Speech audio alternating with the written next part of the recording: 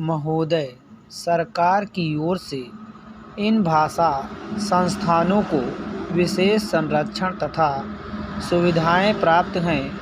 यह द्विभाषी केवल पर्यटन से जुड़े हुए हों ऐसा नहीं है। दूसरी भाषा सीखकर ये अनुवाद कार्य करते हैं।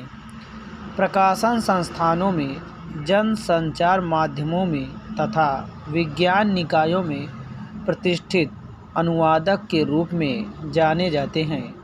ये सृजनात्मक ललित साहित्य का अनुवाद करते हैं। विदेशी समाचारों का अपनी भाषा में तथा बल्गारिया के समाचारों का विदेशी भाषाओं में अनुवाद करते हैं। ये अनुवादक अपनी अपनी भाषा के विशेषज्ञ माने जाते हैं।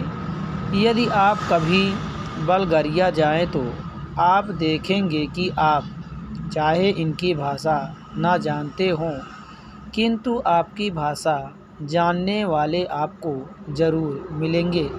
अभी कुछ महीने पहले की ही तो बात है जब भारत के राष्ट्रपति शंकर दयाल शर्मा बल्गारिया गए। वहाँ बल्गारिया वासियों ने हिंदी में उनका स्वागत किया और भारत संबंधी प्रश्न भी उन्होंने राष्ट्रपति जी से हिंदी में ही किए। भारतीय प्रतिनिधिमंडल के लिए यह सुखद आश्चर्य था। वस्तुतः अनुवाद या भाषांतरण उनके लिए व्यावसायिक अनिवार्यता है। यूरोप के अन्य देशों में भी यही स्थिति है, जहां विश्व में प्रकाशित किसी भी भाषा का महत्वपूर्ण शोध निबंध या कोई विदेशी चर्चित साहित्यिक कृति उस देश की भाषा में तत्काल अनुदित हो जाती है। इतिहास साक्षी है कि ईसाई धर्म के प्रचार में अनुवाद की भूमिका कितनी महत्वपूर्ण रही है। ईसाई धर्म के विश्वव्यापी प्रचार के लिए बाइबिल के अनुवाद की व्यापक योजना बनाई गई।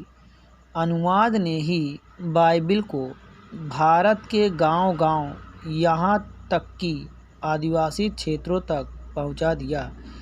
बाइबिल के बाद सबसे अधिक भाषाओं में और एक ही भाषा में कई बार भगवद गीता का अनुवाद हुआ।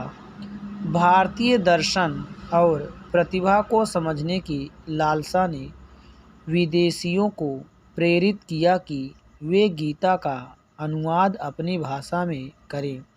आज विश्व की सभी प्रमुख भाषाओं में गीता का अनुवाद आपको मिलेगा।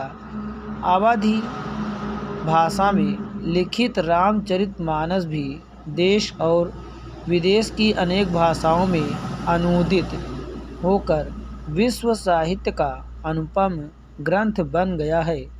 वस्तुतः अनुवाद ही वह माध्यम है जो देशीय रचना को भौगोलिक सीमा से मुक्त कर विश्व मंच पर प्रतिष्ठित करता है। गीतांजलि की ख्याति का एक प्रमुख कारण उसका विदेशी भाषाओं में अनुदित होना भी है। अनुवाद दो भाषाओं के मध्य सेतु का काम करता है और दो संस्कृतियों को निकट लाता है।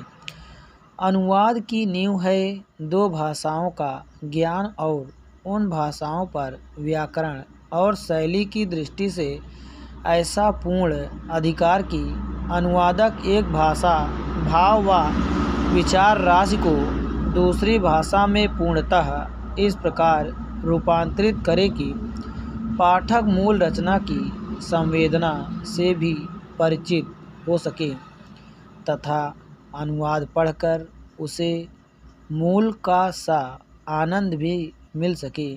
यही लक्ष्य अनुवादक के लिए समस्या उत्पन्न करता है और इसी में उसके कौशल की पहचान भी होती है।